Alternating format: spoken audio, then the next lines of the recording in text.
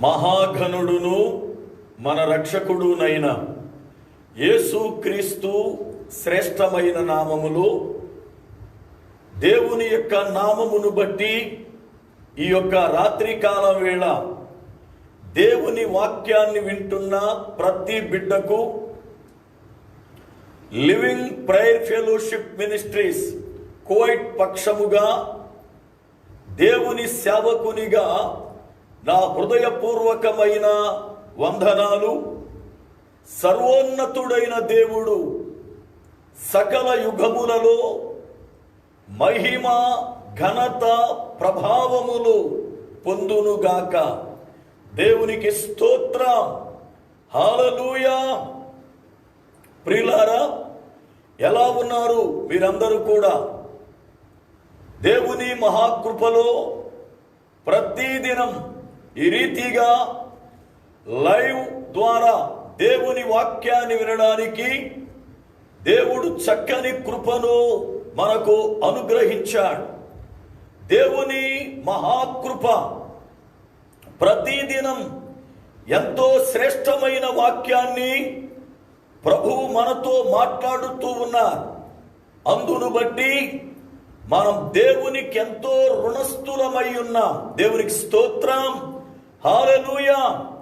ఈ దినము కూడా దేవుని యొక్క వాక్యాన్ని వినడానికి మనలను మనం సిద్ధపరుచుకుందాం.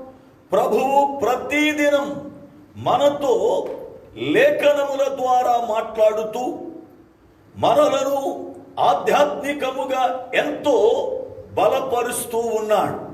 ప్రియులారా, దేవుని యొక్క వాక్యాన్ని వినడానికి ప్రభువు మన జీవితాలలో చేస్తున్న గొప్ప కృప. ఎందుకంటే ఈ కడవరి దినములలో మనమందరము కూడా దేవుని వాక్యాన్ని వింటూ ఆధ్యాత్మికముగా బలపరచబడాలని, ఆయనలో ఎదగాలని మనలను దేవుడు ప్రేమించుచు ఈ రీతిగా వాక్యాన్ని అందిస్తూ ఉన్నాడు. మీరు ప్రతిదినం క్రమము తప్పకుండా చక్కగా వాక్యాన్ని వింటూ ఉన్నారు. అంతేకాకుండా అనేక మంది వాక్యము వినేటట్లుగా మీరు చక్కగా అనేక మందికి వర్తమానాన్ని షేర్ చేస్తూ ఉన్నారు. అంతేకాకుండా వింటున్న వాక్యాన్ని బట్టి మీరు కామెంట్స్ కూడా పెడుతూ ఉన్నారు. చాలా మంచిది. ఆ కామెంట్స్ పెట్టడం వల్ల మీరు వాక్యం వింటున్నారు అని నాకు అర్థమవుతుంది. అంతేకాకుండా మీలో చాలా మంది నేను ఎరుగని వారు కూడా వాక్యం వింటూ ఉన్నారు. అయితే చాలా మంది మీ ఫోన్ నెంబర్లు కూడా పెడుతూ ఉన్నారు.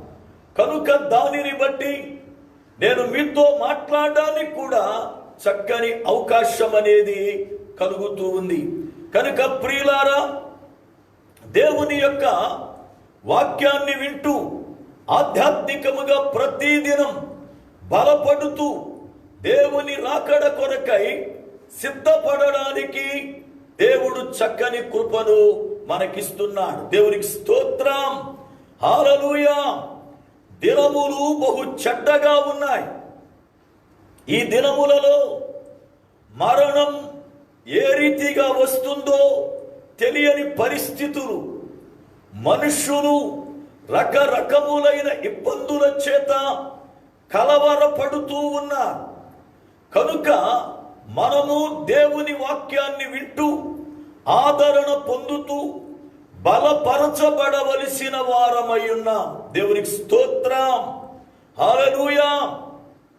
ఈ దినం అనేక మంది ప్రార్థన, దేవుని సన్నిధి అని ప్రియులారా భక్తి కలిగి దేవునిలో ఎదగడానికి ఇష్టపడుతూ ఉన్నారు. వారిని బట్టి దేవుణ్ణి స్తుతిస్తూ ఉన్నారు. దేవుని యొక్క మహాకృప మనము చక్కగా వాక్యాన్ని వినే భాగ్యాన్ని దేవుడు అనుగ్రహించాడు.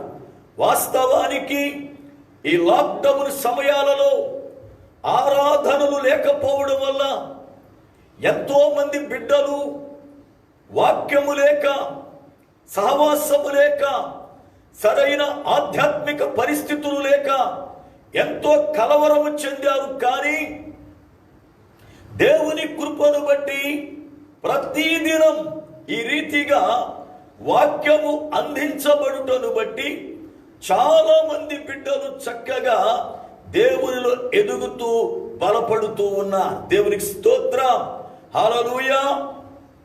దేవుని యొక్క లేఖనాలను మనము ధ్యానిస్తూ ఉన్నాం.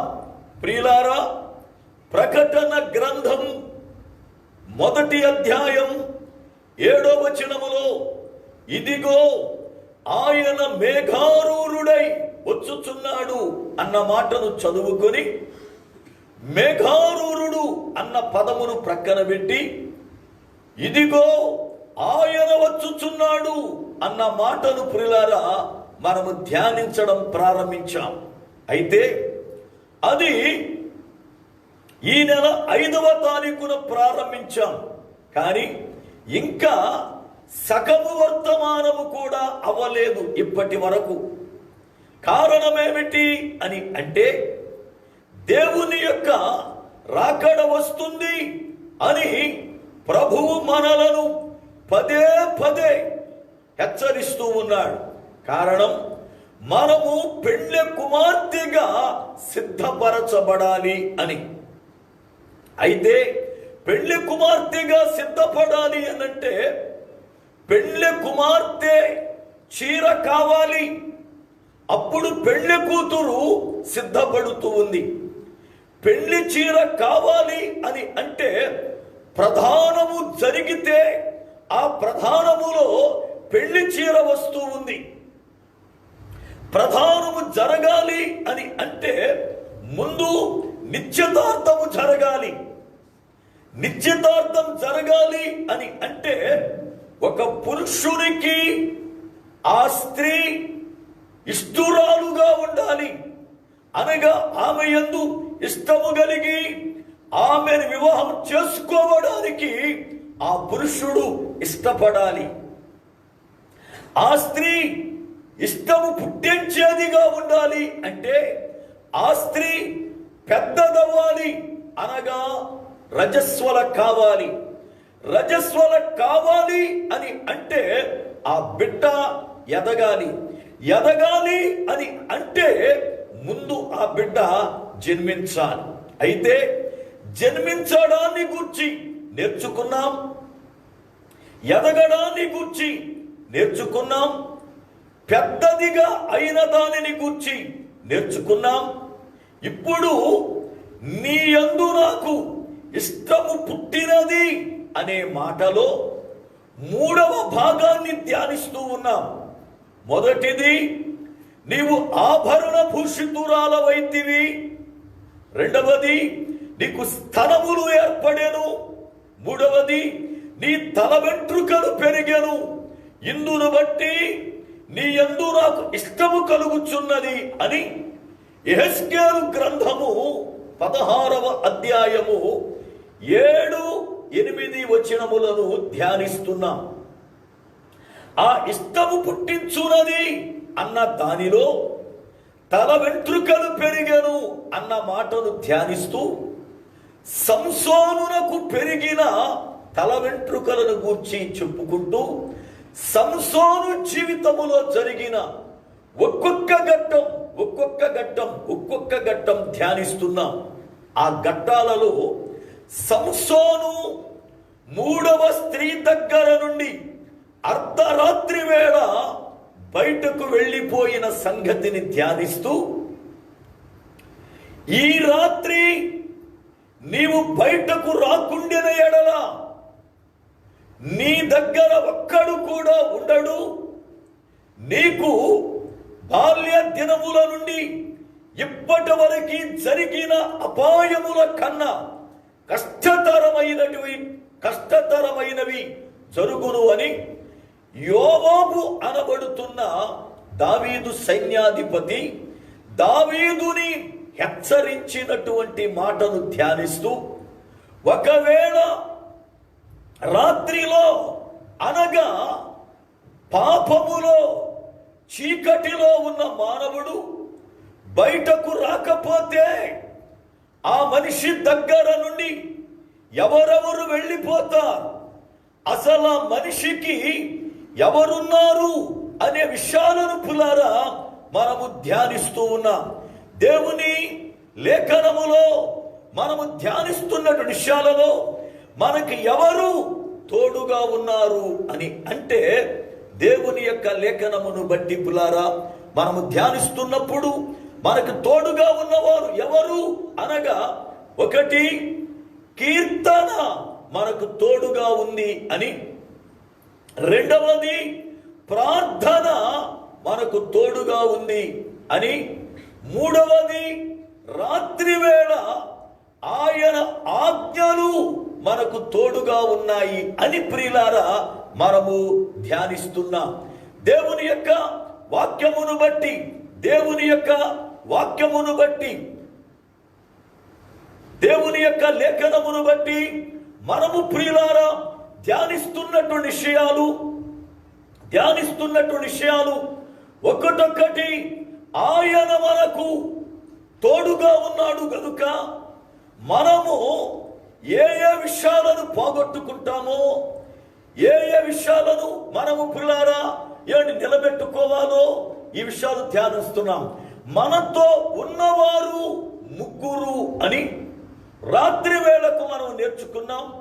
మొత్తం టోటలుగా 7 మనతో ఉన్నారు అని, ఆ 7 ఒకటి కీర్తన అని, రెండవది ప్రార్థన అని, మూడవది ఆజ్ఞలు అని ప్రియులారా మనము నేర్చుకున్నాం. ఈ రాత్రి 4వ వ్యక్తిని గురించి నేర్చుకుందాం.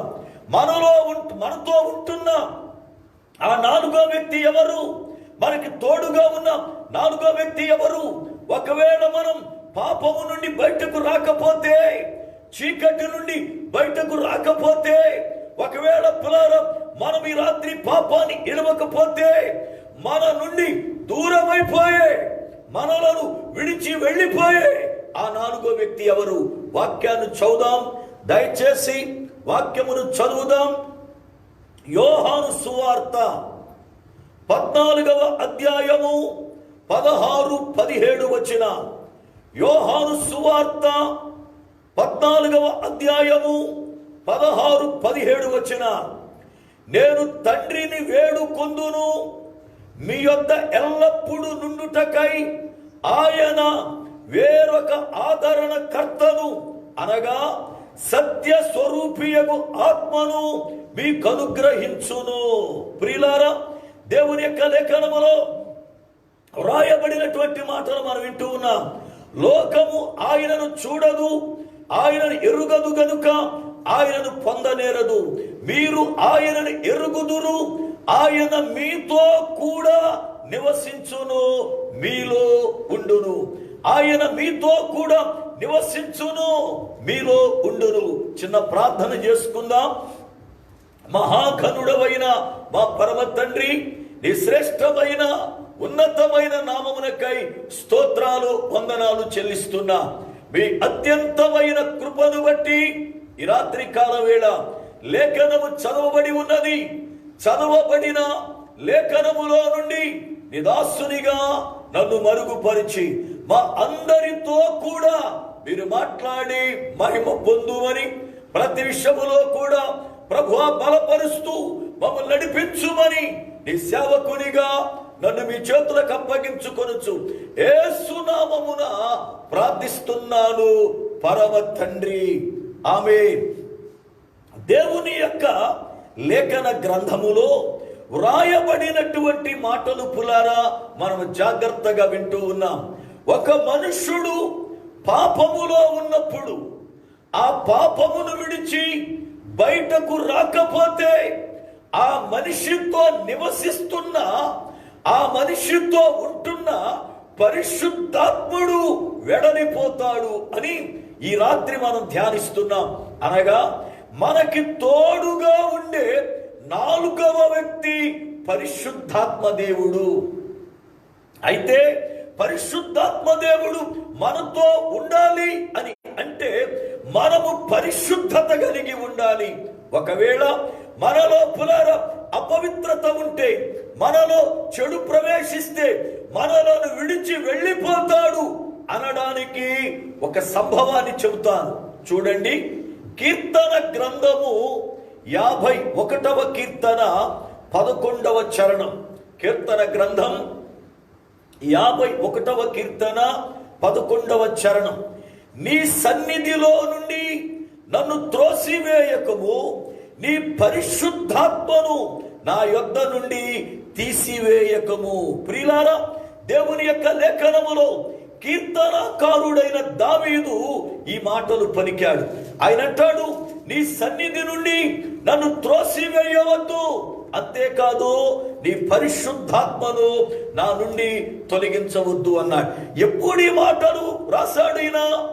ఎప్పుడు ఈ మాటలు పలికాడు అనంటే, ఈ కీర్తన గ్రంథము అనగా 51వ కీర్తన దావీదు భక్తుడు బత్షెబాను పాడు చేసినప్పుడు, అనగా దావీదు భక్తుడు అపవిత్రుడైనప్పుడు పరిశుద్ధాత్మ దేవుడు తనను విడిచి వెడలిపోతున్నాడు అని, పరిశుద్ధాత్ముడు తన యొద్ద నుండి తొలగిపోతున్నాడు అని దావీదు భక్తుడు గ్రహించి, దావీదు భక్తుడు దేవుని సన్నిధిలో కన్నీటితో ప్రార్థన చేస్తున్నాడు. ఏమని అంటే, అయ్యా నీ పరిశుద్ధాత్మని నా యొద్ద నుండి తీసివేయవద్దు అని. అనగా ఒక మనుష్యుడు పాపము చేసినప్పుడు, ఒక మనుష్యుడు అపవిత్రుడైనప్పుడు, ఒక మనుష్యుడు చీకటిలో ఉన్నప్పుడు పరిశుద్ధాత్మ దేవుడు అప్పటి వరకు తనతో ఉన్నా, అప్పటి వరకు తనతో సావాసము చేసినా, ఎప్పుడైతే ఈ మనుషుడు అపవిత్రుడయ్యాడో, ఎప్పుడైతే ఈ మనుషుడు పాపములో పడిపోయాడో, వెంటనే పరిశుద్ధాత్మ దేవుడు ఆ వ్యక్తిని విడిచి దూరమైపోతాడు. కారణం, ఆయన అపవిత్రమైన స్థలములలో ఉండువాడు కాడు. ఆయన పరిశుద్ధుడు, ఆయన పరిశుద్ధుడు. అయితే ప్రియ విశ్వాసులారా, వాక్యం వింటున్నటువంటి బిడ్డలారా, నాది ఒక చిన్న మనవి. ఏమిటి అనంటే, దావీదు భక్తునికి తన యొద్ద నుండి పరిశుద్ధాత్ముడు తీసివేయబడుతున్నాడని, పరిశుద్ధాత్ముడు తనను విడిచి వెళ్ళిపోతున్నాడని, పరిశుద్ధాత్ముడు తన నుండి దూరమైపోతున్నాడని దావీదు భక్తునికి తెలిసింది. దావీదు భక్తుడు గ్రహించాడు. దావీదు భక్తునికి అర్థమయ్యింది, నేను అపవిత్రుడయ్యాను గనుక దేవుని ఆత్మ నన్ను విడిచిపెట్టేస్తున్నాడు అని. అయితే మనలో ఎంతమందికి దేవుని ఆత్మ నా నుండి వెడలిపోతుంది అని తెలుస్తుంది? ఎంతమంది దావీదు వలె నీ ఆత్మ నా నుండి తొలగిపోతుందయ్యా, తొలగించవద్దు అని పులారా గ్రహించి ప్రార్థించిన వారున్నారు. యేసు ప్రభువారు సువార్త చేస్తున్న దినాలలో యాయీరు అనబడుతున్న ఒక అధికారి వచ్చి, నా కుమార్తె చనిపోయిందయ్యా, అయినా కూడా నీవు వచ్చి ప్రార్థన చేస్తే బ్రతుకుద్ది అని బ్రతిమిలాడితే, సరే అని చెప్పి ప్రభువారు ఆయన వెనకాలే పులార బయలుదేరాడు. ఆయన వెనుక బయలుదేరినప్పుడు ప్రభువారితో పాటు అనేక మంది జన సమూహము ఆయనను వెంబడిస్తూ ఉన్నారు. ఈ లోపు 12 సంవత్సరాల బట్టి రక్తస్రావము కలిగినటువంటి ఒక వ్యాధి కలిగిన స్త్రీ, ఆయన వస్త్రపు చెంగు ముట్టుకుంటే నేను బాగుపడతాను అని విశ్వసించి అంత జన సమూహములో ఆయన వెళ్ళుచున్న మార్గములో ప్రవేశించి ఆయన వస్త్రపు చెంగుని ముట్టుకుంది.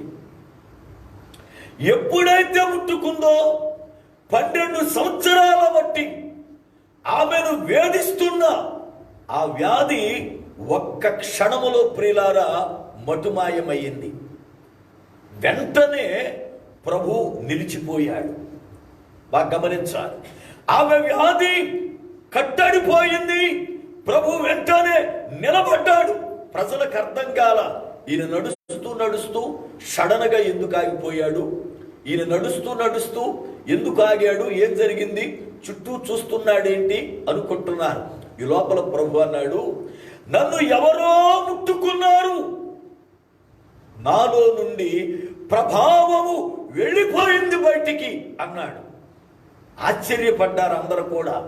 ఎవరో ముట్టుకోవడం ఏమిటి, ఇంతమంది జనం మీద పడతా ఉన్నారు, ఇంతమంది వెనక వెంబడిస్తూ ఉన్నారు, ఎవరు తగిలారో మీకు, లేకపోతే ఎవరు మిమ్మల్ని ముట్టుకున్నారో ఎవరికి తెలుస్తుంది అంటే, లేదు లేదు ఆ ముట్టుకోవడం కాదు, ఎవరో నన్ను ముట్టుకున్నారు కావాలని, నాలో నుండి ప్రభావం వెడలిపోయింది, నాకు తెలిసింది అన్నాడు.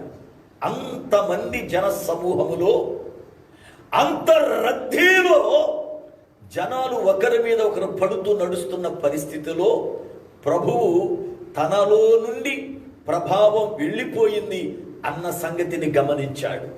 ఈ రోజున సమాజంలో బ్రతుకుతున్న ప్రియులారా, ఈ రోజున సంఘాలలో ఎదుగుతున్న విశ్వాసులారా, మీలో నుండి దేవుని ఆత్మ వెళ్ళిపోయింది అన్న సంగతి, మీలో నుండి దేవుని ప్రభావం వెళ్ళిపోయింది అన్న సంగతి మీకు అర్థమవుతుందా? ఒకవేళ వెళ్ళిపోయిన సంగతి తెలిసి కూడా నాలో నుండి మొదటి పరిశుద్ధాత్మ శక్తి వెళ్ళిపోయింది, నాలో ఉన్న మొదటి ప్రభావం వెళ్ళిపోయింది, ఈ సంగతి ప్రజలకు తెలిస్తే నన్ను భక్తి చల్లారిపోయింది అని అనుకుంటారేమో. కనుక వాళ్ళ ముందు ఎప్పటిలాగానే భక్తి ఉన్నట్లుగా, ఎప్పటిలాగానే మహిమ ఉన్నట్లుగా, ఎప్పటిలాగానే పరిశుద్ధాత్మతో నింపబడినట్లుగా ఉండాలని ఒకవేళ వేషం వేస్తున్నావేమో. అలాగున వేషం వేసిన ఒక భక్తుడున్నాడు బైబిల్లో. ఆయన ఎవరు అంటే మోషే. చాలా మందికి ఆశ్చర్యం, మోషే వేషం వేశాడా? నిజమే, వేషం వేశాడు. ఎలా వేషం వేశాడో, ఎందుకు వేశాడో చెబుతా. దేవుడు హోరేబు పర్వతం దగ్గరికి వచ్చినప్పుడు, నా యొక్క పర్వతం మీదకు రా, నేను నీతో మాట్లాడాలి అని అంటే, క్రింద సమాజాన్ని అహరోనుకి అప్పగించి 40 రోజులు దేవుని పర్వతం మీదకి వెళ్ళాడు. 40 రోజులు పగలు రాత్రులు దేవునితో నిత్య సహవాసం చేశాడు. అయితే ఆ సహవాసము చేసి క్రిందకు వస్తున్నప్పుడు ఆత్మ పూర్ణుడై ఆత్మ అభిషేకముతో క్రిందకు వస్తుంటే ఆయన ముఖములో నుండి గొప్ప ప్రకాశత బయటికి కనబడుతూ ఉంటే, అన్నయ్య అహరోను గాని 70 మంది పెద్దలు గాని మిగిలిన ప్రజలు గాని ఎవ్వరూ ఆయన ముఖాన్ని చూడలేక వాళ్ళ ముఖాలు కిందకెట్టుకుని మాట్లాడేవారు. మోషేకి అర్థమైంది, నా ముఖాన్ని చూడ్డానికి వీడు భయపడుతూ ఉన్నారు, నా యొక్క ముఖములో ఏదో ఒక ప్రకాశత, దేవుని ప్రభావం కనబడుతుంది, అందుకే వీళ్ళు నా ముఖం చూడలేకపోతున్నారు, వీళ్ళు నా ముఖము చూసి మాట్లాడాలి అని ఆ ముఖానికి ముసుగు వేసుకున్నాడు. అంటే తన ప్రభావము బయటికి కనబడకోకుండా తన ప్రభావాన్ని కాపాడుకోవడానికి ముసుగు వేసుకున్నాడు. తరువాత మోషేలోని ప్రభావం తగ్గిపోయింది, మోషేలోని ప్రభావం చల్లారిపోయింది. ఆ పరిస్థితిలో మోషే ఇంకా తీసేయచ్చు ముసికి. ఎందుకంటే ఒకప్పుడు ప్రభావం ఉంది కనుక ముసిగేసుకున్నాను, ఇప్పుడు లేదు లేవయ్యా, మీరు మామూలుగా నాతో మాట్లాడొచ్చు, పూర్వం నన్ను చూసినట్లే మీరు చూడొచ్చు అని చెప్పి ముసిగి తీసివేయొచ్చు. కానీ అలా తీస్తే మోషేలో భక్తి తగ్గిపోయింది, మోషేలో మహిమ తగ్గిపోయింది, మోషే మనలాంటి వాడు అయిపోయాడు అనుకుంటారు అని చెప్పి ఆ తగ్గిపోయిన మహిమ ప్రభావం ప్రజలకు కనబడకుండుటకై మోషే ముసుకిని అలాగే వేసుకునేవాడు. చూడండి వాక్య గ్రంథాన్ని ఒక్కసారి. కొరింథీయులకు రాసిన మొదటి పత్రిక, క్షమించాలి, కొరింథీయులకు రాసిన 2వ పత్రిక 3వ అధ్యాయం 12వ వచనం చదువుతున్నా. కొరింథీయులకు రాసిన 2వ పత్రిక 3వ అధ్యాయము 12వ వచనము నుండి, తగ్గిపోవుచున్న మహిమ యొక్క అంతమును ఇశ్రాయేలీయులు తేరి చూడకుండునట్లు మోషే తన ముఖము మీద ముసుగు వేసుకొనెను. అంటే అర్థమేమిటి? తగ్గిపోతున్నటువంటి తన మహిమ ఇశ్రాయేలీయునికి తెలియకుండుట కొరకై ఎప్పటిలాగే మహిమ ఉన్నట్లుగా అనుకోవాలి ప్రజలని, ఎప్పటిలాగే దేవుని ప్రభావము కలిగిన వాడు అనుకోవాలని ఆయన తగ్గిపోతున్న మహిమను కాపాడుకోకుండా ఆయన పులారా ఆ తగ్గిపోతున్న మహిమకు ముసుగు వేశాడు. అనగా వేషధారిగా ప్రవర్తించాడు దైవజనుడైన మోషే. ఈ రోజున చాలా మంది పులారా మనలో అట్టి వేషధారులే ఉన్నారు కదా. మొదటి ప్రార్థన మనలో లేదు, ఇప్పుడు తగ్గిపోయింది. కానీ మొదటి ప్రార్థన ఉన్నట్టుగానే మేకపోతు గాంభీరాన్ని చూపిస్తాం సమాజంలో. దాన్ని మేకపోతు గాంభీరం అంటారు. మేకపోతు గంభీరత్వానికి సాదృశ్యం బైబిల్ గ్రంథములో. కానీ పైకి గంభీరంగా ఉంటుంది, కానీ లోపల దాని గుణం దానికి తెలుసు, దాని స్వభావం దానికి తెలుసు. కనుక చాలా మందిలో మొదటి ప్రార్థన లేదు ఇప్పుడు, కానీ మొట్టమొదటి ప్రార్థన ఉన్నట్టుగానే ప్రవర్తిస్తూ ఉంటారు. మొట్టమొదటి వాక్యం లేదిప్పుడు, మొట్టమొదటి వాక్యం ఉన్నట్టుగానే ప్రవర్తిస్తారు. మొదటి ఆత్మ అభిషేకం లేదిప్పుడు, మొదటి కృపావరములు లేవిప్పుడు, మొదటి యొక్క దర్శనములు లేవిప్పుడు, మొట్టమొదటి కన్నీటి ప్రార్థన లేదిప్పుడు, మొట్టమొదటి సమర్పణ లేదిప్పుడు, మొదటి ప్రేమ లేదిప్పుడు. కానీ ఇప్పుడు పులారా అవన్నీ తొలగిపోయినను. అవన్నీ ఉన్నట్టుగానే మనము కూడా మోషే వలె ముసుగేసుకుంటూ ఉన్నాం. జాగ్రత్త సుమా, నువ్వు ముసుగేసుకుంటే ప్రజలకు తెలియదేమో కానీ నీ ముసుగు లోపల ఏముందో ప్రభువారికి స్పష్టంగా తెలుసు. కనుక మనుషులను మోసగించవచ్చు కానీ దేవునిని మనం మోసగించలేం. దావీదు భక్తునికి తనలో ఉన్న పరిశుద్ధాత్ముడు విడిచి వెళ్ళిపోతున్నాడు అని అర్థమైంది. ప్రియ సోదరుడా, నీవు రక్షించబడిన తరువాత నీతో సావాసము చేయడానికి పరిశుద్ధాత్ముడు నీతో నివసిస్తూ ఉంటే, నీవు దేవుని సన్నిధిలో నడుస్తూ ఊహించని రీతిగా పాపములో పడిపోయినప్పుడు, ఊహించని రీతిగా అపవిత్రతలో పడిపోయినప్పుడు, ఊహించని రీతిగా పులారా లోకములో పడిపోయినప్పుడు పరిశుద్ధాత్ముడు దుఃఖక్రాంతుడై నిన్ను విడిచి వెళ్ళిపోతే ఎప్పుడైనా అయ్యో నన్ను పరిశుద్ధాత్ముడు విడిచిపెట్టేశాడు, అయ్యో నేను భ్రష్టత్వములోకి వెళ్ళిపోతున్నాను, దేవా తిరిగి పరిశుద్ధాత్ముని నాకు అనుగ్రహించు అని ప్రార్థించిన సందర్భాలు మనలో ఉన్నాయంటారా? దావీదు భక్తునికి తన నుండి ఆత్మ వెళ్ళిపోతున్న సంగతి అర్థమయ్యింది. అలాగే ప్రియులారా, యేసు ప్రభువారికి తనలో నుండి మహిమ వెడలిపోయినట్లుగా యేసు ప్రభువారికి అర్థమయ్యింది. అంతేకాదు, యాజకుడైన ఏలీ కోడలు ఫినెహాసు భార్య, ఆమెకు ఇశ్రాయేలీలలో నుండి ప్రభావం వెళ్ళిపోయినట్లుగా అర్థమయ్యింది. సమూయేలు మొదటి గ్రంథం 4వ అధ్యాయం 20 నుండి 22 వరకు మనం చదివితే, సమూయేలు మొదటి గ్రంథం 4వ అధ్యాయం 20 నుండి ఆఖరి వరకు మనం చదివితే అక్కడ ఈ మాటలు మనకు అర్థమవుతాయి. ఇశ్రాయేలీయులు ఫిలిష్తీయులతో యుద్ధం చేస్తున్నప్పుడు యుద్ధములో వాళ్ళు ఓడిపోతే మందసం మన మధ్యన ఉంటే గెలుస్తామని దేవుని ఆలయములో ఉన్న అతి పరిశుద్ధ స్థలములో ఉండవలసిన మందసాన్ని తీసుకొచ్చి యుద్ధ భూమిలో పెట్టారు.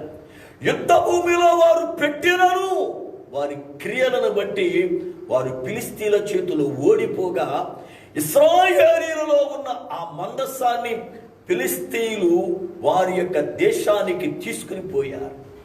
ఎప్పుడైతే తీసుకుని పోయారో ఆ వార్త ఒక యవనస్తుడు వచ్చి దైవజనుడనే ఏలీకి చెప్పాడు. ఏలీ ఆ వార్త వింటుండగానే పీట మీద కూర్చుని, అతడు బాగా ఒళ్ళు కలిగిన వాడు గనుక వార్త వినగానే ఆ కంగారులు వెనక్కి పడి మెడ విరిగి చనిపోయాడు. ఆయన యాజకుడు. ఆ వార్త ఏలీ యొక్క కోడలు వింది. అప్పటికి ఆమె నిండు గర్భిణి. ఇక కొద్ది రోజుకో ఒక రోజుకో ఒక పూటకో నొప్పులు వచ్చే కాలం అది. ఎప్పుడైతే ఆ వార్త విందో ఆ కలవరముతో ఆమెకు నొప్పులు వచ్చేసాయి. మోకాళ్ళ మీద కృంగి బిడ్డను గనేసింది. కానీ ఆ బిడ్డకు పేరు పెట్టింది. ఏమని తెలుసా? ఈకాబోదు అని పేరు పెట్టింది. అదేమిటి ఈకాబోదు అని ఎందుకు పెట్టింది అంటే, ఆమె చెప్పింది ఇశ్రాయేలులో నుండి మందసం వెళ్ళిపోయింది శత్రువులకి. మందసం శత్రువుల చేతిలో పట్టుబడింది గనుక ఇశ్రాయేలులో నుండి ప్రభావం వెడలిపోయింది. ఆ తల్లికి తెలిసింది తన యొక్క ప్రజలలో నుండి ప్రభావం వెళ్ళిపోయిందని. ఓ తల్లి, స్త్రీగా ఉన్నటువంటి తల్లులారా, నీ ఇంటిలో నుండి దేవుని ఆత్మ వెళ్ళిపోయిందని నీకు అర్థమయ్యిందా? నీ ఇంట్లో ఒకప్పుడు కుటుంబం అంతా ప్రార్థన చేస్తూ ఉంటే నీ ఇంటిలో దేవుని ఆత్మ పనిచేసేది. నీ ఇంటికి వచ్చిన వాళ్ళు అనేవారు, అమ్మా మేము ఏ ఇంటికి వెళ్ళినా సమాధానం సంతోషం ఉండేది కాదు, కానీ మీ ఇంటికి వచ్చినప్పుడు ఎంతసేపు కూర్చోవాలన్నా ఎందుకో ఇక్కడే ఉండాలనిపించేది. మీ ఇల్లంతా చాలా ప్రశాంతత ఉంటుంది. ఇక్కడికి వస్తే ఏదో తెలియనటువంటి మనశ్శాంతి కలుగుతుందని చాలాసార్లు అనుంటారు. ఎందుకో తెలుసా? నీ ఇంటిలో నిత్యము ప్రార్థన ఉండేది. నీ ఇంటిలో నిత్యము వాక్య ధ్యానం ఉండేది. నీ పిల్లలు భయభక్తులు కలిగి, నీవు నీ భర్త భయభక్తులు కలిగి కుటుంబములో చక్కగా దేవుని ఆరాధించేవారు. దైవ సన్నిధి ఉండేది. మీ ఇంటిలో దేవుని వాక్యం ఉన్నంత కాలం, ప్రార్థన ఉన్నంత కాలం దేవుని ఆత్మ ఉండేది. కానీ ఇప్పుడు మీ ఇంటిలో నుండి ప్రార్థన తగ్గింది గనుక, వాక్యం తగ్గింది గనుక, మీ ప్రవర్తనలు దేవునికి ఆయాసాన్ని కలిగించాయి గనుక దేవుని ఆత్మ వెళ్ళిపోయింది అన్న సంగతి నీకు అర్థమయ్యిందా? దేవుని ఆత్మ వెళ్ళిపోయింది కనుకనే ఇప్పుడు నీ కుటుంబములో గొడవలు, చీటికి మాటికి చిరాకు పరాకులు, భర్తకు భార్యకు సమాధానము లేదు, అత్తకి కోడలికి సమాధానము లేదు, కూతురికి పులారా ఎవడి అల్లుడికి సమాధానము లేదు, పిల్లలకి తల్లుడికి సమాధానం లేదు. కుటుంబములో ఈ అసమాధానం, కుటుంబములో ఈ యొక్క కలవరాలు, కుటుంబములో ఈ విపత్తులు, కుటుంబములో ఈ విభేదాలు, కుటుంబములో కరువులు, కుటుంబములో రోగాలు కారణమేంటో తెలుసా? ఆ కుటుంబమును విడిచి దేవుని ఆత్మ వెళ్ళిపోయింది. ఏ ఇంటిలో దేవుని సన్నిధి ఉంటుందో, ఏ ఇంటిలో పరిశుద్ధాత్ముడు ఉంటాడో ఆ ఇంటిలో ఐక్యత ఉంటది. ఇవాళ అనేక మంది కుటుంబాలు చూడండి, అత్తాకోడలు ఉంటారు, ఇద్దరూ ప్రార్థనకి వెళతారు, కానీ ఇద్దరిలో కూడా ఏమాత్రం పిల్లారా సమాధానం ఉండదు. వీళ్ళిద్దరు అత్తాకోడలే గాని షారా ఆగర్లాగా ఉంటారు. షారా ఆగర్ల సవితిరి పోరు ఎలాగుందో అలాగుంటారు. ఒక రోజున షారా అబ్రహాం దగ్గరకు వచ్చి, అబ్రహమా నా ఉసురు నీకు తగులుద్ది అందే. ఆగరుకి ఎప్పుడైతే గర్భిణి వచ్చిందో ఇక షారాను నీచంగా చూడటం మొదలెట్టిందట. ఇవాళ అత్తాకోడల పరిస్థితి అదే. అత్తాకోడలు ఋతు నయోమిలాగా ఉండాలి, తల్లి కుమార్తెల్లాగా ఉండాలి. తల్లి కుమార్తెల్లాగా ఉండవలసిన అత్తాకోడళ్ళు షారా ఆగర్లాగా తయారయ్యి, నా ఉసురు దాని తగులుద్దని, నా ఉసురు నా కొడుకు తగులుద్దని, నా ఉసురు మా అత్తకు తగులుద్దని ఇలాగా ఒకరొకరు శాపాలు పెట్టుకుంటా ఉన్నారంతే. ఇవాళ దేవుని సంధికి వెళ్తారు ఇద్దరు. పైగా కొన్ని కుటుంబాల్లో అత్త గుడి, కోడలు గుడి. కొన్ని కుటుంబాల్లో అత్త పాస్టర్ గారు వేరు, కోడలు పాస్టర్ గారు వేరు. అత్త తను పాస్టర్ గారు వచ్చి అమ్మ ఇంట్లో ప్రార్థన చేద్దామంటే కోడలు బయటికి రాదు. కోడలతో పాస్టర్ గారు వచ్చి అమ్మ ఇంట్లో ప్రార్థన చేస్తానంటే అత్త బయటికి రాదు. ఏమి కుటుంబాలో అర్థం కావట్లేదు పురిహార. అలాంటి అత్త కోడళ్ళు ఉంటే సమాధాన పడండి. కోడలైన పిల్లకి చెబుతున్నా, నీవు చిన్న వయస్కురాలవి, నీ అత్త పెద్దది గనుక నీ తల్లిలాగా భావించి సమాధాన పడు. ఒకవేళ అత్త కోప్పడిందా, తెలియదులే అత్తమ్మ, ఇదిగో నన్ను మన్నించు అని పిల్లారో చెప్పు. ఇదిగో తెలియదులే అత్తమ్మ, నేర్చుకుంటానని చెప్పు. అంతేగాని ప్రతిదానికి ఆ ముసలిదానికి చాదత్వం ఎక్కువైపోయింది, నేనేం చేసినా నచ్చట్లని మీ అమ్మకని చెప్పి పిల్లార భర్తకి ఎక్కించకు. భర్త పిల్లార నీ విషయంలో, తన తల్లి విషయంలో ఏం చేయాలో తెలియక పిల్లార భర్త నలిగిపోతాడు. నువ్వు చూస్తూ వాడిని చంపుకు. అలాగే అత్తలైన తల్లులకి నా మనవి, నీ కూతురులాగా భావించు. ఆ పిల్లకు ఒకవేళ తెలియకపోతే అలా కాదమ్మా అని నేర్పు. అంతేగాని ఈ ముదృష్టం దాని తెచ్చాడు నా ఇంట్లోకి వీడు, నేను చేసిందైతే బాగుండేదని, లేకపోతే ఈ పిల్ల నా నెత్తి మీద కూర్చుంటుంది అని చెప్పి పిల్లలు, ఆ కోడల పిల్లని నువ్వు నిందించొద్దు. అత్త కోడళ్ళు రూతు నయోమి లాగా ఉండాలి. నేటి పరిస్థితుల్లో పులారా రూతు నయోమి లాంటి అత్తా కోడల్ని మనం చూడడం బహు అరుదు పులారా. ఇప్పుడు మనం అంతా కూడా చూసేది ఎవరంటే షారాయి, ఆగర్లే. అత్త మీద కోడలకి కంప్లైంట్, కోడల మీద అత్త కంప్లైంట్. పులారా అత్తేమో కోడలు నిందించడం, ఎవడి పులారా కోడలేమో అత్తని నిందించడం. జాగ్రత్త సుమా. ఎందుకు కుటుంబాల్లో విపత్తులు, కుటుంబాల్లో ఎందుకు అసమాధానం, కుటుంబాల్లో ఎందుకు ఈ పరిస్థితులు చెప్పరా? ఆ కుటుంబములో నుండి పరిశుద్ధాత్ముడు వెళ్ళిపోయాడు. కారణం పరిశుద్ధాత్మ సన్నిధి తొలగిపోయింది. కారణం ఆ కుటుంబములో ఉన్న అపవిత్రతే కారణం. తల్లి ఏలి కోడలికి ఇశ్రాయేలీయులలో నుండి ప్రభావం వెళ్ళిపోయినట్లుగా, ఆ ప్రజలలో నుండి దేవుని సన్ని తొలగిపోయినట్లుగా ఆ తల్లికి అర్థమయ్యింది. ఇవాళ నీ పిల్లల్లో నుండి భక్తి తొలగిపోయిందని తల్లి నీకు తెలుస్తుందా? నీ పిల్లలు ఒకప్పుడు మంచి ప్రార్థనా పరులు కదా, నీ పిల్లలు ఒకప్పుడు చక్కగా సండే స్కూల్కి వెళ్ళేవారు కదా, ఒకప్పుడు నీ పిల్లలు పులారా దేవునిందు భయభక్తులు కలిగిన వారు కదా, ఒకప్పుడు నీ పిల్లలు చక్కగా పులార దైవుని సేవలో ఎదుగుతున్నవారు కదా. కానీ ఈ రోజున నీ పిల్లలలో నుండి దేవుని ఆత్మ వెళ్ళిపోయిందని, పిల్లలారా మీరు ఎదుగుతున్నారు, వయసు వచ్చింది కానీ మీలో ఉన్న మొట్టమొదటి అనుభవం లేదు, ప్రార్థన లేదు, ఆత్మ లేదు, తొలగిపోయింది, ప్రభు నాకు బయలుపరుస్తున్నాడు అని ఎప్పుడైనా నీ పిల్లల్ని గురించి ఆలోచించావా? చాలా మంది తల్లులు నేను ఎరుగుదును, వీళ్ళు ఎంత ప్రార్థన నటన చేస్తారో, కానీ వీళ్ళ పిల్లలు చూస్తే ఎంత భ్రష్టులో. నిజం, ఇవాళ చాలా మంది స్త్రీలు సేవ చేస్తూ ఉన్నారు. వీళ్ళు మంచిదే, సువార్త ప్రకటించడం మంచిది, మీకు పిలుపుంటే మీరు పరిచర్య చేయడం మంచిది. అయితే కానీ మీ పిల్లల సంగతి ఏంటి? ఈమె వెళ్ళేమో బోధ చేస్తుంది, ఈమె ప్రవక్తిని నెత్తి మీద చేసి అందరికీ చెప్పుద్ది. కానీ ఈమె కొడుకేమో ఏ సినిమా రిలీజ్ అయితే దానికి వెళ్ళి బ్యానర్లు కడతాడు, ఆ సినిమా హీరో ఫ్యాన్స్ అని తలకు రిబ్బలు కట్టు తిరుగుతాడు. పిల్లలు ఎవడైనా రాజకీయాలు వస్తే, రాజకీయ నాయకులు వస్తే ఆడి బ్యానర్ పెట్టుకుని బండి మీద ముందు వెళ్తాడు. ఏమండి, నువ్వు చూస్తేనేమో ప్రార్థన పరురాలవి, నువ్వు చూస్తేనేమో సేవకురాలవి, నీ కొడుకు చూస్తేనేమో పనికిమాలోడు, నీ కూతురు చూస్తే ఎప్పుడు మోకాలు ఉంచదు, నీ కూతురు చూస్తే ఎప్పుడు ప్రార్థన చేయదు, నీ కూతురు చూస్తే ఎప్పుడు బైబిల్ చదవదు. ఏమి చిత్రమైన సంగతి. ఇవాళ పిల్లలు నీ ఇంటిలో నీ పిల్లలలో నుండి దేవుని ఆత్మ తొలగిపోయిందని నీకు తెలుసా? దేవుని ఆత్మ పులారం వెళ్ళిపోయింది నీ పిల్లల్లో నుండి. నీ పిల్లలలో మొదటి దేవుని భయం లేదు.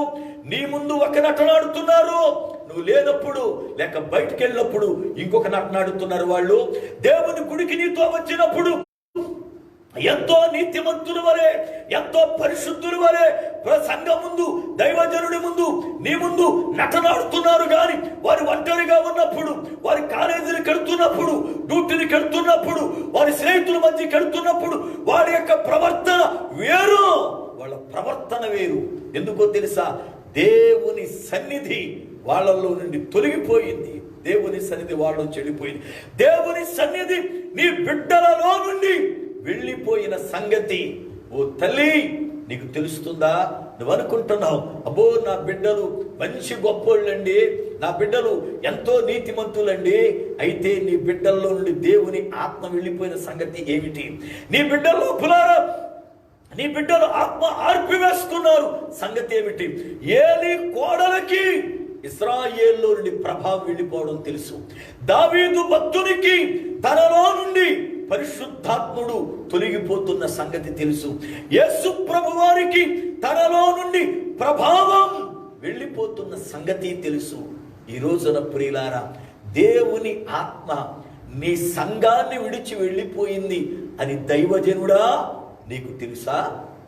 చాలా మంది దైవజనులు మా సంఘములో ఆత్మ ఉంది, ఆత్మ ఉందని కొట్టుకుంటున్నారు, కానీ దేవుని ఆత్మ లేదు. దేవుని ఆత్మ లేదు.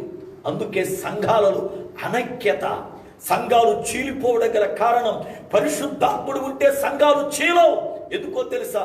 అపోస్తలుడైన పౌలు ఎఫెసీయులకు రాసిన పత్రిక 4వ అధ్యాయం 1వ వచనంలో చెప్పాడు. ఎఫెసీ పత్రిక 4వ అధ్యాయం 1వ వచనంలో అంటాడు, ఆత్మ కలిగించు ఐక్యమును కాపాడుకొనండి అంటాడు. అనగా పరిశుద్ధాత్ముడు ఐక్యత కలిగిస్తాడు. ఇవాళ సంఘాలు ఎందుకు చీలిపోతున్నాయి? ముఠాలుగా ఎందుకు విడిపోతున్నాయి? కుటుంబాలు ఎందుకు విడిపోతున్నాయి? కారణం పరిశుద్ధాత్ముడు ఆ సంఘములో లేదు. పరిశుద్ధాత్ముడు సంఘములో ఉంటే సంఘములో పరిశుద్ధత ఉంటది, సంఘములో దేవుని భయం ఉంటది, తప్పు చేస్తే శిక్ష ఉంటది. పరిశుద్ధాత్ముడు ఏ సంఘములో ఉంటే ఆ సంఘములో తప్పు చేసిన వాడు శిక్షిస్తాడు. అందుకే దేవుని భయం ఉంటుంది ప్రజలకి. ఉదాహరణ, క్రొత్త నిబంధన గ్రంథములో అన్నయ్య సభ్యరాలు ఉన్నారు. అపోస్తలులు సేవ ప్రారంభిస్తే వాళ్ళందరూ కూడా వారికి ఉన్నటువంటి స్థిర ఆస్తులను అమ్మేసి తెచ్చి సేవకుల పాదాల దగ్గర పెట్టి, అయ్యా మీతో పాటే బతుకుతాం, మీరు తింటాం, మీతో దేవుని ఆరాధించుకుంటాం, మాకేమి ఇంకా లోకం మీద వ్యామోహం లేదని మొత్తం వాళ్ళందరూ కూడా ఆలోచన చేసుకుని ధనమంతా సేవకుల కాళ్ళ దగ్గర పెట్టారు. సేవకులు నమ్మకస్తులు, ధనాన్ని పెంటగా చూసేవాళ్ళు, కాళ్ళ దగ్గర పెట్టారు, పెంటగా చూసేవాళ్ళు. అందుకనే వాళ్ళు పులారా దేవుని పరిచర్యలో వాళ్ళ చిరస్థిరాస్తులు అమ్మేసి అవి తెచ్చి వాళ్ళ దగ్గర పెట్టేవాడు. ఆ పరిస్థితుల్లో అననీయ సప్యర అనబడుతున్న ఇద్దరు కూడా భార్యాభర్తలు వాళ్ళకున్నది కూడా అమ్మేసి సగం ఇంట్లో దాచుకుని సగం పంచుకుని దేవుని మందిరానికి వచ్చి అబద్ధాలు ఆడారు. అబద్ధం ఎప్పుడైతే ఆడారో వెంటనే పరిశుద్ధాత్మ దేవుడు మందిరములోనే వాళ్ళను ముద్దితే అక్కడే పడి చచ్చిపోయారు. ఎప్పుడైతే వారు మరణించారో దేవుని మందిరములో, దేవుని సంఘములో ప్రజలలో భయం ప్రారంభమైంది. భయం. మళ్ళీ వేరే వాడు అబద్ధం ఆడడానికి ధైర్యం చేయలా, మోసపు క్రియలు చేయడానికి ధైర్యం చేయలా. అనగా పరిశుద్ధాత్ముడు సంఘములో ఉంటే ప్రజలకు భయం కలుగుతుంది, ప్రజలకు శిక్ష కలుగుతుంది, ప్రజలకు ఐక్యత కలుగుతుంది. పరిశుద్ధాత్ముడు సంఘములో ఉంటే సంఘం ఆధ్యాత్మికమైనటువంటి ఉన్నతమైన లోతులలోనికి నడిపించబడుతుంది. ఈ రోజున సంఘాలలో పరిశుద్ధాత్ముడు లేడు గనుకనే సంఘాలలో అపవిత్రత ఎక్కువైపోయింది. సంఘాలలో వ్యభిచారం, కొయిరు పాటలు పాడుతూ ఉంటారు, వాయిద్యాలు వాయించే వాళ్ళతో అపవిత్రమైన కార్యాలు, వాయిద్యాలు వాయిస్తూ ఉంటారు, కొయిరు వాళ్ళని అపవిత్రమైన చూపులు చూడడం, బోధకులుగా బోధిస్తూ ఉంటారు, సావాసపు స్త్రీలతోనే అపవిత్రమైన సాంగత్యం. పురాణ దేవుని మందిరానికి వస్తూ ఉంటారు, దేవుని మందిరములోనే అపవిత్రమైన సాంగత్యం. ఈ రోజున దేవుని సంఘాలు దేవుని ఆత్మ వెళ్ళిపోయిందన్న సంగతి దైవజనులారా ఎంతమందికి తెలుస్తుంది? మీలో నా సేవ అనుభవంలో జరిగిన ఒక ఘట్టాన్ని చెబుతా. ఊరి పేరు చెప్పను కానీ, ఎందుకంటే లైవ్ గనక అది భావ్యం కాదు, వారిని మనము బయట పెట్టడం అనేది సబబు కాదు. కానీ జరిగిన సంఘటన తెలుసుకుంటాం మంచిది. మన బ్రతుకుల్లో కూడా ఒకవేళ అలాంటి క్రియలు ఉన్నాయేమో సరి చేసుకోవచ్చు. ఒక గ్రామానికి నేను పిలువబడ్డా. అది పట్నపు దగ్గరగా ఉన్న గ్రామం. ఆయన ఒక మాస్టర్ గారు, కానీ దేవుని సేవ యందు ఆసక్తి కలిగి 500 మంది సంఘాన్ని కట్టాడు. మంచి సంఘం, పెద్ద మందిరం, ఉపవాస కూటాలు పిలిచారు నన్ను వాళ్ళు. మొట్టమొదటి రోజు వెళ్ళాను, 500 మంది సంఘం, సగం కూడా నిండ్ల 200 మంది వచ్చారు. వాక్యాన్ని బోధించా, ఆ పూట అయిపోయింది. మొదటి రోజు కదా, మనోళ్ళు మొట్టమొదటి రోజు కొంచెం రారు కదా అని చెప్పి రెండో రోజు కూడా వాక్యాన్ని బోధించాం. రెండో రోజు కూడా 600 మంది. నాకు డౌట్ వచ్చి ఆ సంఘపు యవనస్తుడు నాకు పరిచయం చేస్తుంటే ఆ తమ్ముడిని అడిగా, ఏం తమ్ముడా, చర్చ్ చూస్తే ఎంత పెద్దగా ఉంది, 500 మంది పైగా పట్టేటట్టుకుంది, విశ్వాసం చూస్తే 200 మంది ఉన్నారు, ఏంటి సంగతి, అసలు చుట్టుపక్కల వారు కూడా ఎవరు రాలేదే ఏంటి అంటే, ఆ తమ్ముడు చెప్పిన విషయాన్ని విని చాలా కంగు తిన్నా. ఏమిటంటే, అన్నా, మా సంఘం 500 మంది సంఘం, మా సంఘం పెంతుకోస్తు అనుభవం కలిగిన సంఘం. మేము ఆరాధన చేస్తూ ఉంటే ఆత్ముడు, పరిశుద్ధాత్ముడు మా మధ్యన తాండవించేవాడు. మా సంఘములో బిడ్డలు ప్రవచన వారాన్ని కలిగిన వారన్నా, దర్శన వారాన్ని కలిగిన వారన్నా, మా దైవజనుడు గొప్ప ప్రార్థనా పరుడు, మా దైవజనుడు మంచి అభిషేకము కలిగిన వాడు. అయితే ఒక రోజున జరిగిన చిన్న సంఘటన మా మందిరాన్ని చీకటి గుహగా మార్చేసింది అన్నాడు. ఏం జరిగింది అంటే, ఆ దైవజనుడుకున్న అలవాటు ప్రతిరోజు ఉదయం లేచి 4-4:30 మధ్యలో మైక్ ఆన్ చేసి ఊరందరికీ వినపడేటట్లుగా ఆయన ప్రార్థన చేసి ఒక పాట పాడి వాక్యం, ఒక కీర్తనలో ఒక భాగం చదివి మళ్ళీ ఊరందరి కొరకు ప్రార్థన చేసేవాడు ప్రతిరోజు కూడా. ఆయన కొంచెం పెద్ద వయసు. అయితే ఆ సంఘములో ఒక యవనస్తురాలు కొంచెం భక్తిగా ఉంటా ఉంది. ఆ యవనస్తురాలు నేను దేవుని పరిచర్య చేయాలి అనుకుని పాస్టర్ గారి దగ్గరికి వెళ్ళి, నాయన మీది పెద్ద వయసు అయింది కదా, రోజు ఉదయం లేచి మీరు ఇలా చేస్తున్నారు కనుక ఇక నుండి నేను చేస్తా, నాకు అనుమతి ఇస్తే అని అంటే, సరే యవన బిడ్డ దేవుని సేవ చేస్తానంటుంది, వద్దు అంటే బాగాదని చెప్పి చర్చి తాళాలు ఆమెకిచ్చాడు. ఉదయం ప్రతిరోజు 4 గంటలకు వచ్చేది మందిరానికి. చక్కగా ప్రార్థన మైక్ ఆన్ చేసేది, ప్రార్థన చేసేది, ఒక పాట పాడేది, వాక్యం చదివేది, ఊరందరి కొరకు ప్రార్థన చేసేది. రోజు క్రమం అలాగున ఒక 30 గంట లోపు కార్యక్రమం చేస్తూ ఉండేది. ఒక రోజున కొంతకాలానికి ఒక యవనస్తుడు, అతడు పులారా డ్యూటీకి వెళుతూ ఉన్నాడు. అయితే అతడు ఉదయమే లేచి వెళ్ళాలి. అతడు కూడా రక్షింపబడిన వాడే. లేచి ఉదయం ప్రార్థన చేసుకుని వెళ్ళాలి అంటే లేవలేక డ్యూటీ మానేస్తా ఉన్నాడు. ఆ పరిస్థితిలో దైవజనుడి దగ్గరికి వచ్చి, అయ్యా నేను డ్యూటీకి వెళ్ళాలి, రోజు వెళ్ళకపోతే గడవదు నాకు, అయితే ఇంటికాడ పండుకుంటే లేవలేకపోతున్నాను, మీరు అనుమతిస్తే చర్చిలో పడుకుంటా, ఉదయం రోజు ఇదిగో వాక్యం చెబుతున్నారు కనుక పొద్దుండే ఆ టయానికి లేచి నేను కూడా ప్రార్థన చేసుకుని అప్పుడు ఇంటికెళ్ళి ఇక సిద్ధపడి ఉద్యోగానికి వెళతాను అంటే, సరే యవన బిడ్డ వద్దు అంటే బాగాదు, ఇది సంఘం అంటే అందరికీ ఇదిగో ప్రయోజనకరంగా ఉండాలి కదని ఆ దైవజనుడు అలాగే బాబును అన్నాడు. ఆ కుర్రవాడు రోజు రాత్రి రావడం, 10కో 9కో చర్చిలో పడుకోవడం, పొద్దున్నే ఈ పాప వచ్చి మైకేసి ప్రార్థన చేసేటప్పుడు లేవడం, ఈ కుర్రోడు కూడా ప్రార్థన చేసుకోవడం, ఇంటికి వెళ్తా ఉన్నాడు. ఇలా కొన్ని రోజులు జరుగుతూ ఉండగా ఉదయకాల వేళ ఈ పిల్ల వెళ్తా ఉంది, ఆ కుర్రోడు లెగుస్తూ ఉన్నాడు. ఇలాగునప్పున వాళ్ళిద్దరి మధ్యన సావాసం పెరిగి పెరిగి పెరిగి చివరికి ఒక రోజున చర్చిలోనే వాళ్ళిద్దరూ కూడుకున్నారు.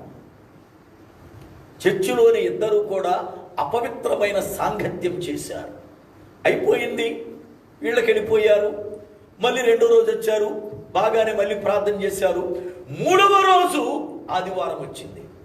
ఆదివారం వచ్చింది, దైవజనుడికి ఇవేమీ తెలియదు. వచ్చాడు, మందిరంలో ప్రార్థన ప్రారంభించాడు, పాటలు పాడుతున్నాడు, ఆరాధన చేస్తూ చేస్తూ చేస్తూ ఉండగా సడన్ గా పరిశుద్ధాత్ముడు ఒక బిడ్డలో నుండి ప్రవచనాత్మకమైన మాట చెప్పాడు. ఏమని తెలుసా?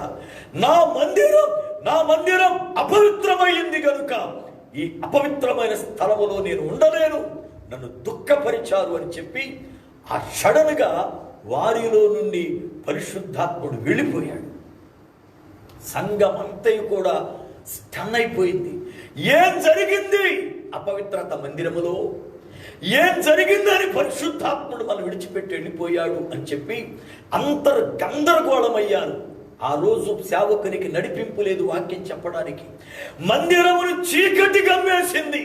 అపవాది ఎప్పుడు పులారా అవకాశం దొరుకుద్దని, పరిశుద్ధాత్ముడు బయటికి వెళ్తాడని వేచి చూస్తున్నాడు. దొరికింది అవకాశం, మందిరాన్ని కమ్మేశాడంతే పులారా. ఆ రోజు వెళ్ళిపోయారు. నెక్స్ట్ మరొక ఆదివారం వచ్చింది. ఆదివారం గుడిలోకి వచ్చారు. మామూలుగా అందరూ కూడా ప్రార్థన ప్రారంభించారు.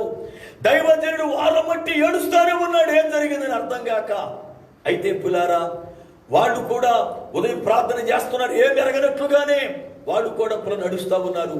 రెండో వారములు మందిరంలోకి వచ్చారు, పాటలు పాడుతూ ఉన్నారు. పాడుతుండగానే ఇద్దరు సంఘ పెద్దల మధ్యన జస్ట్ మాట వచ్చిందంతే. అసలు ఏమి గొడవలే, మాట వచ్చింది. వెంటనే ఒక సంఘ పెద్ద లేచి, రండి మనవాళ్ళం బయటికి వెళ్ళిపోదామని వాళ్ళ సంబంధీకుల్ని పిలిచాడు. 300 మంది ఆ సంబంధికులు ఉన్నారు. ఆ 300 మంది లేచి వెళ్ళిపోయారు సంఘములో నుండి. ఆ రోజు నుండి ఈ సంఘములు 200 మంది మిగిలారు గాని పరిశుద్ధాత్ముడు మాత్రం ఆ సంఘములోనికి రాటల్లా. ఒకవేళ ఎవరినైనా దైవజనుడుగా నాలాంటి వారిని పిలిస్తే ఆ దైవజనుడి పైన దేవుడు కనికరపడి దైవజనుడు వెళ్ళి వాక్యము చెప్పినంతసేపు దేవుని సేవకుడిని దైవజనుడిని పరిశుద్ధాత్ముడు వాడుకొని ఆయనతో పాటే వెళ్ళిపోతున్నాడు. కానీ దేవుని మందిరములో ఆయన ఉండట్లా. ఈ రోజున పులారా, దైవజనులారా, మీ మందిరాలలో దేవుని ఆత్మ వెళ్ళిపోయిందన్న సంగతి మీకు తెలుస్తుందా? నిజముగా నీ మందిరములో దేవుని ఆత్మ ఉంటే సేవకుడా, నీ మందిరములో వ్యభిచారపు క్రియలు ఉండవే, మోహపు చూపులు ఉండవే, జారత్వాలు ఉండవే, మోసాలు ఉండవే, దగాలు ఉండవే, రాజకీయాలు ఉండవే, అసూయలు ఉండవే, గర్వం ఉండదే. ఈ రోజున ఇవన్నీ సంఘాల్లో ఉంటున్నాయంటే కారణం ఏంటో తెలుసా? సంఘాలలో దేవుని ఆత్మ లేదు. ఈ రోజున సంఘాలలో వేషధారణ ఉంది, సంఘాలలో పిల్లల గొప్పలు ఉన్నాయి, సంఘాలలో హేయమైన క్రియలు ఉన్నాయి, సంఘాల్లో హేయమైన క్రియలు. అందుకే సంఘాల్లో డ్యాన్సులు, సంఘాల్లో పులార విందులు, సంఘాల్లో రాజకీయాలు, సంఘాల్లో కుతంత్రాలు, సంఘాల్లో వ్యర్థమైన కార్యాలు. కారణం సంఘాలలో పరిశుద్ధాత్మ దేవుడు విడిచిపోయాడు. ఈ రోజున ఆలోచించండి, దేవుని వాక్యం పులార మనతో మాట్లాడుతూ ఉంది. మనకి ఉన్నటువంటి 4వ స్నేహితుడు ఎవరు అంటే పరిశుద్ధాత్ముడు. యేసు ప్రభువారు చెప్పిన మాటలు చదువుతున్నాను, జాగ్రత్తగా విందాం. యోహాను సువార్త 14వ అధ్యాయము 16 వచనం 17 వచనములో పులారా ప్రభువారు చెప్పిన మాట. యోహాను సువార్త 14వ అధ్యాయం 16, 17 వచనాలు. నేను తండ్రిని వేడుకొందును, మీ యొద్ద ఎల్లప్పుడూ నుండుటకై ఆయన వేరొక ఆదరణకర్తను అనగా సత్య స్వరూపియగు ఆత్మను మీకు అనుగ్రహించును. లోకం ఆయనను చూడదు, ఆయనను ఎరుగదు గనుక ఆయనను పొందనేరదు. మీరు ఆయనను ఎరుగుదురు, ఆయన మీతో కూడా నివసించును, మీలో ఉండును. యేసు ప్రభువారు చెప్పిన శ్రేష్టమైన మాట పులారా, నేను వేడుకుంటా తండ్రిని మీతో కూడా ఉండేటట్లుగా, ఎల్లప్పుడూ మీతో సావాసము చేసేటట్లుగా వేరొక ఆదరణకర్తను పంపించమని అన్నాడు. వేరొక అంటే అర్థం ఏమిటి అంటే, ఒక ఆదరణకర్త ఉన్నాడు, ఆయన కాదు, వేరే ఆయన్ని పంపించమంట అన్నాడు. ఆదరణకర్త అనగా అర్థం ఉత్తరవాది అని వాక్యం బోధించింది. చూడండి మీరు ఆ యొక్క 16వ వచనములో ఆదరణకర్త అన్న దగ్గర 1 అని సంఖ్య ఉంటే కింద ఫుట్నోట్ మీద ఉత్తరవాది అని వ్రాయబడింది. అంటే ఆదరణకర్త అనగా ఉత్తరవాది అనగా నేను ఉత్తరవాదిని పంపించు, వీళ్ళకు తోడుగా ఉంటాడు అని అంటాను. అయితే ఇప్పుడున్న ఉత్తరవాది కాదు, వేరే ఉత్తరవాదిని పంపిస్తా. ఆయన ఎవరు అంటే సత్య స్వరూపి అయిన ఆత్మ అని చెప్పాడు. అయితే వేరొక ఆదరణకర్త పరిశుద్ధాత్ముడైతే మరి ముందు ఆదరణకర్త ఎవరు? ముందు ఉత్తరవాది ఎవరు? వేరొక వ్యక్తి. నేను రాను గాని వేరే వ్యక్తిని పంపిస్తా అంటే నేను ఒక వ్యక్తిని ఉన్నానని, నా స్థానములో ఆయన పంపిస్తానని. ఇప్పుడు పులారా వేరొక ఆదరణకర్తను పంపమని నేను అడుగుతాను అంటే వేరొక ఆదరణకర్తకి ముందున్న ఆ ఉత్తరవాది ఎవరు అంటే యేసు ప్రభువారే. దేవునికి స్తోత్రం. చూడండి వాక్యాన్ని. యోహాను రాసిన మొదటి పత్రిక 2వ అధ్యాయము 1వ వచనం చదువుతున్నా. యోహాను రాసిన మొదటి పత్రిక 2వ అధ్యాయము 1వ వచనం. నా చిన్న పిల్లలారా, మీరు పాపము చేయకుండుటకై ఈ సంగతులను మీకు వ్రాయిచున్నాను. ఎవడైనను పాపము చేసిన ఎడల నీతిమంతుడైన యేసు క్రీస్తు అను ఉత్తరవాది తండ్రి యొద్ద మనకున్నాడు. మరలా చదువుతున్నా. యేసు క్రీస్తు అను ఉత్తరవాది తండ్రి యొద్ద మనకున్నాడు. ఉత్తరవాది అన్న స్థలములో 3 అని సంఖ్య ఉంది. కింద ఫుట్నోట్ మీద రాయబడింది ఆదరణకర్త అని. అనగా మొదటి ఆదరణకర్త, మొదటి ఉత్తరవాది యేసు ప్రభువారు. మనకున్న మొదటి ఆదరణకర్త, మనకున్న మొదటి ఉత్తరవాది అనగా పులారా ఇదిగో మన పక్షమున ఉండి మనతో ఉండి మన పైన పులారా ఇదిగో ఆదరణ కలిగించేవాడు యేసు ప్రభువారు. మరొక ఆదరణకర్త అనగా మరొక ఉత్తరవాది ఎవరు అంటే పరిశుద్ధాత్మ దేవుడు. యేసు ప్రభువారు వెడలిపోయే కాలం వస్తుంది గనుక, ఆయన భౌతికముగా శారీరక రూపములో ఉన్నాడు గనుక, మన అందరితో ఉండలేడు గనుక, ప్రపంచములో ఉన్న ప్రతి బిడ్డతో ఉండేవాడు ఆత్మరూపుడు గనుక ఆయనను పంపించమని ప్రార్థిస్తాను. తండ్రి నా మాట విని పంపిస్తాడు. ఆయన మీతో కూడా ఎల్లప్పుడూ ఉంటాడు అని చెప్పాడు.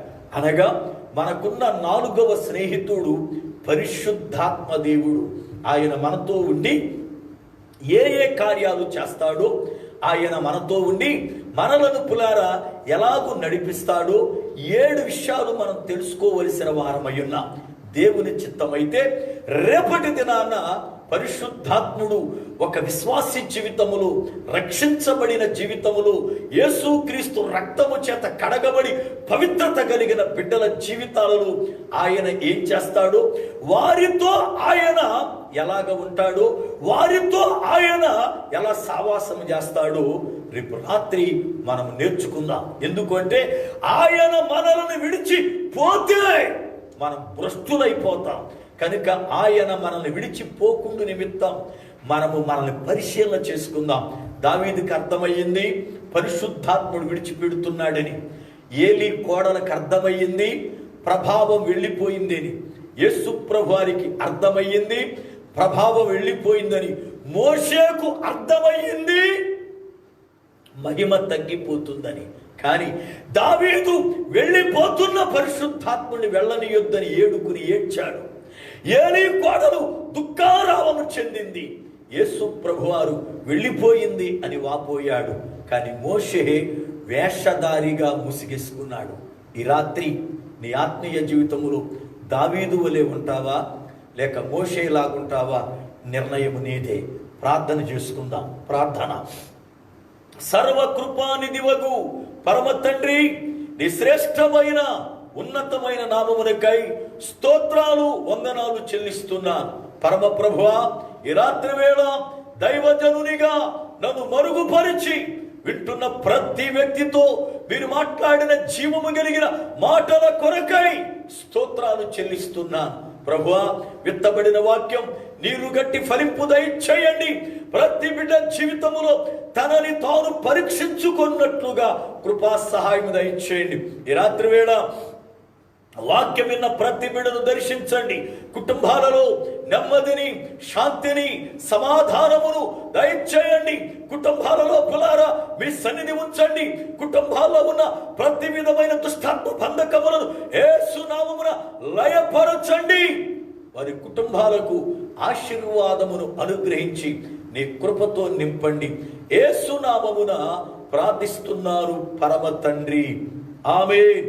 మన పరమ తండ్రి అయిన దేవుని ప్రేమ, ఆయన కుమారుడైన యేసుక్రీస్తు వారి కృప, పరిశుద్ధాత్మ దేవుని యొక్క అన్యోన్య సహవాసము, ఆయన సన్నిధి మనకును సకల పరిశుద్ధులకును సదాకాలము తోడయుండి నడిపించునుగాక. ఆమేన్, ఆమేన్. ప్రియులారా, మీ అందరికీ దైవజనునిగా నా హృదయపూర్వకమైన వందనాలు. దేవుని మహాకృప చేత ప్రతిదినం ఈ రీతిగా లైవ్ ద్వారా దేవుని వాక్యాన్ని వినడానికి ప్రభు చక్కని కృప చూపుచున్నాడు.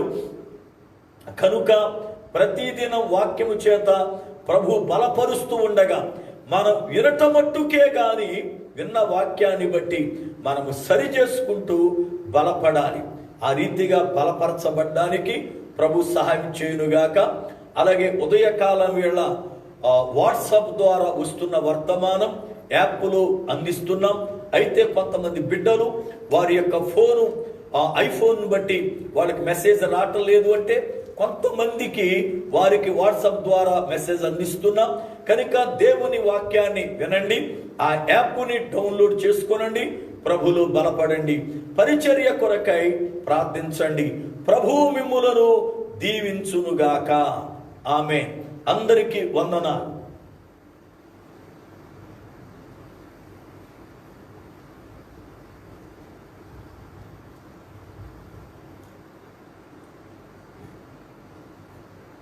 ఆపేసా బటన్